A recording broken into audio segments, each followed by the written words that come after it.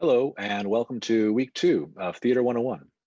Hopefully, in week one, you had a chance to explore the format of the class a little bit.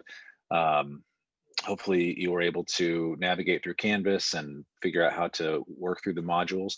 Uh, Week one is there's less material in week one than there will be in the next 4 weeks. So I think it's important to keep that in mind as you're planning out your schedule over the next several weeks. Week one, we only had one quiz. We had a couple discussion boards. You'll see that in week two there are two quizzes. Sorry, no, there's one quiz and one test.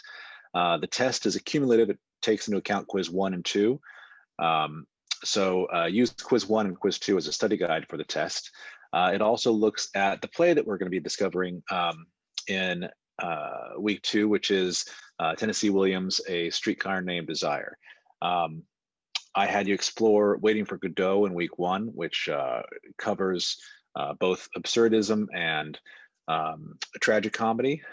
We're going to hit another theatrical form this week in that A Streetcar Named Desire is very much a tragedy, and we'll talk about why when we watch it. I will have a Zoom recording. In fact, we'll have a Zoom meeting on Tuesday at 10 a.m. Check the link on the Canvas page.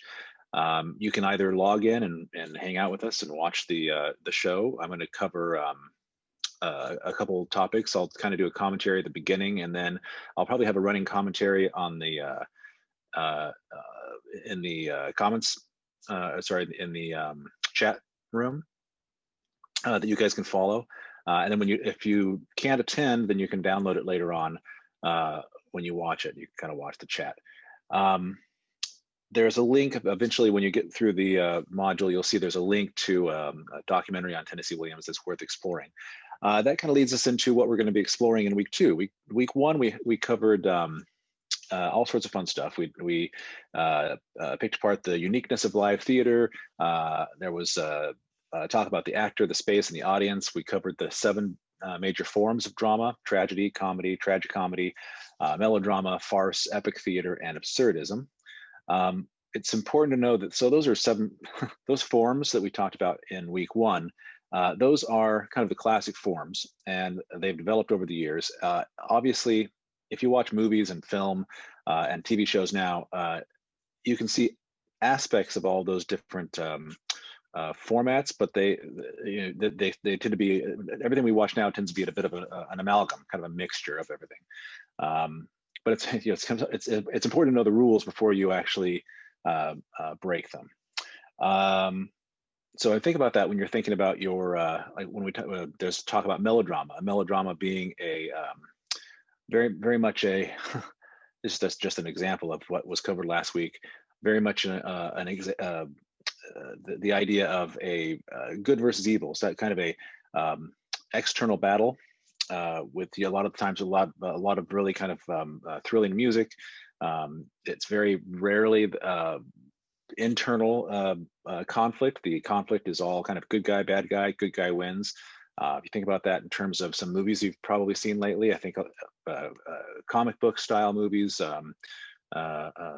space adventures, things like that, tend to be very good guy, bad guy, very melodramatic. But they always have aspects. Sometimes there's an aspect of tragedy, sometimes there's an aspect of comedy. We covered drama's conventions, basically these standards that we kind of accept: stage directions, exposition, point of attack, plot, all these different aspects.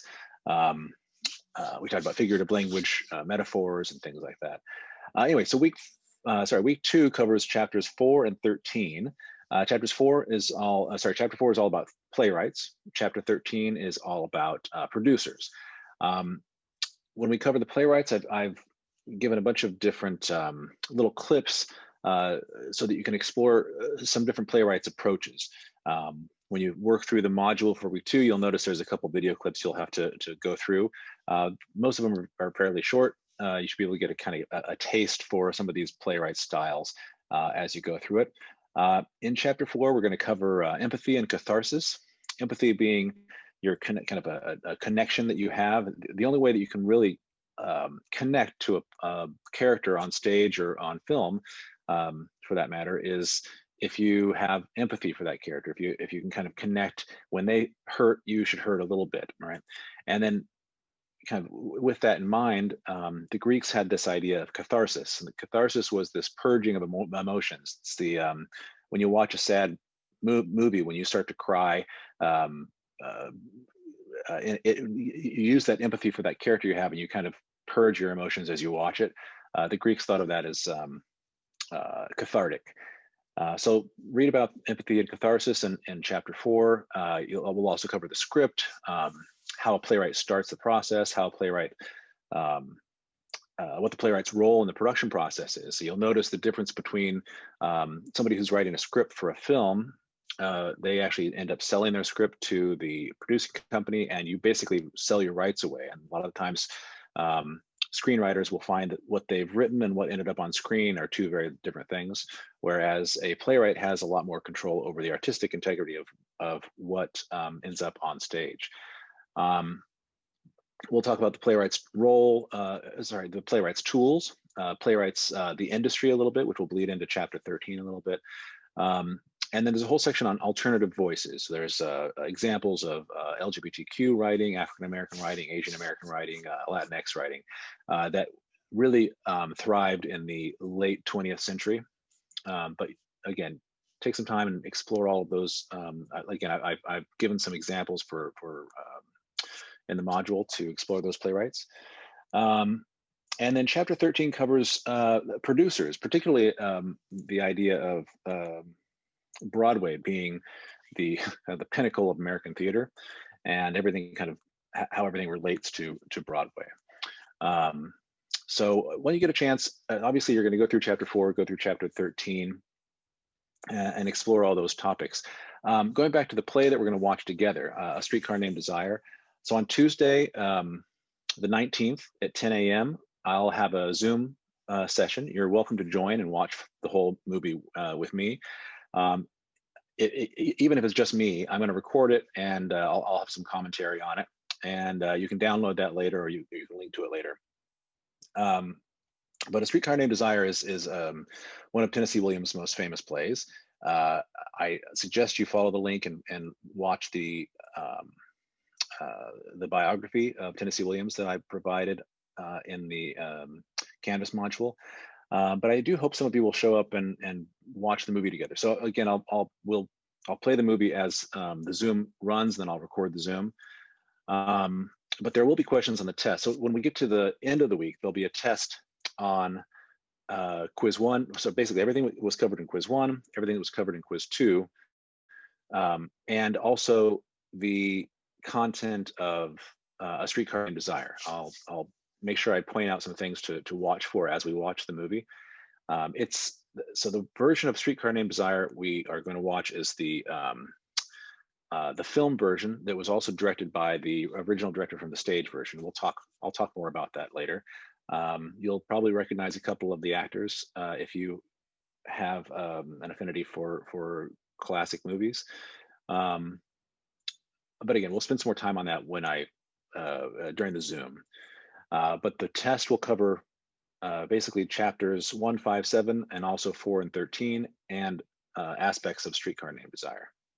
So once again, if you have a chance, please do visit all those the video clips that I posted, and hopefully all of you, or at least some of you, can show up for the Zoom session. And in the meantime, just some reminders. Double check the Q&A forum. A couple of you had some questions on the Q&A, and I'm happy I check that regularly. So if you have a question, throw it up there. If you have any other questions that you'd rather just ask me directly, you can email me. And just one more reminder, just something to keep in mind. This is a 5-week course, but it has 16 weeks worth of information. So if you feel like, if you're behind by a week in this course, you're actually behind by 3 weeks. So try really hard not to get too far behind. I think a couple of you noticed that it's kind of hard to squeeze everything into that last Saturday before the end of the week. So moving to this week, keep in mind, week 2 is a little more, it covers one less chapter, but it also covers the movie. And then as we move forward, you'll notice that every week is going to have a quiz and a test, or 2 quizzes. Week 1 was the only one that only had 1. So just think about that when you schedule your time.